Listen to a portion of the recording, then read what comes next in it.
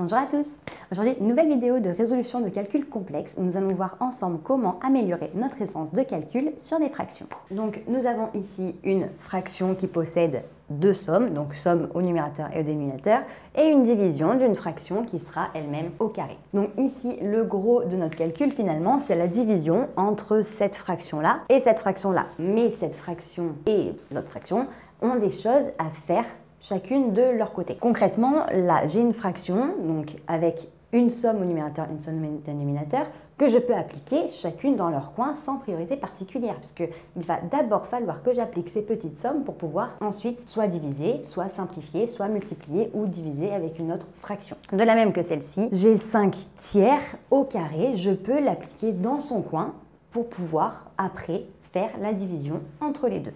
Donc ici, j'ai 2 plus 3 sur 2 plus 7, ben c'est exactement la même chose que 5 divisé par 9. Ça change rien. Divisé par, et ici j'ai 5 tiers au carré, et bien 5 tiers au carré, c'est rien d'autre que 5 tiers fois 5 tiers, multiplié par lui-même, donc je peux m'en occuper dans son coin. C'est pas un souci, bien que finalement, avec la division, je n'ai pas de priorité opératoire puisqu'elles ont la même. Mais on peut directement s'appliquer à ça pour éviter de s'embrouiller. 5 neuvièmes va être du coup divisé par 5 fois 5, ça fait 25, sur 3 fois 3 qui me font 9. Donc, maintenant que je suis ici, j'ai une fraction, une simple, divisée par une autre fraction, qui est également simple, et diviser deux fractions revient à multiplier par l'inverse. Qui dit multiplier par l'inverse, ça veut dire que le premier nombre sera multiplié par l'inverse du second.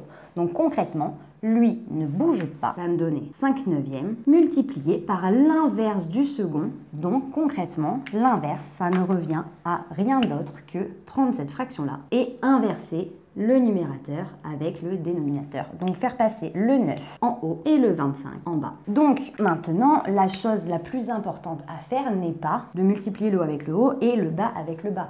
Concrètement, c'est pas faux, mais c'est pas le plus judicieux. Le plus judicieux, c'est de se faire gagner un maximum de temps. Là, j'ai un produit, donc concrètement, c'est exactement la même chose qu'une grande barre de fractions où je vais multiplier le haut avec le haut et le bas avec le bas. Donc concrètement, ici, j'ai 5 fois 9 et en bas, j'ai 9 fois 25 et 25, c'est 5 fois 5. On l'a vu puisque c'est tout simplement la réduction de celle-ci. Maintenant que je suis là, et bien vu que j'ai des produits, donc je n'ai que des multiplications et j'ai des nombres qui sont identiques, numérateur et dénominateur, il me suffit de barrer les nombres qu'il va y avoir en commun. Là, j'ai un 5 en commun en haut et en bas, je peux m'en débarrasser. J'ai un 9 en commun en haut et en bas, je peux m'en débarrasser. Donc maintenant que je suis ici, j'ai simplifié par 5 en haut et en bas et par 9.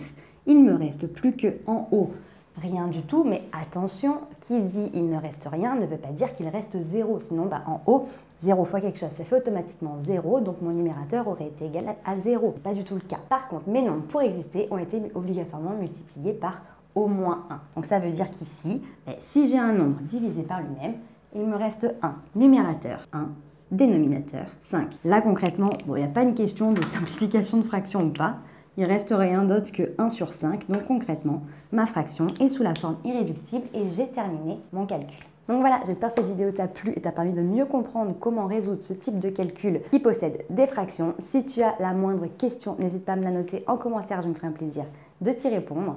Pour nous rejoindre, si ce n'est pas déjà fait sur YouTube, il te suffit d'activer la petite cloche et sur Internet et les différents réseaux sociaux. Nous sommes sur Facebook, Instagram et sur Snapchat. On te met tout en barre d'infos pour que tu ne rates aucune information. Et d'ici une très prochaine vidéo, je te dis à très bientôt.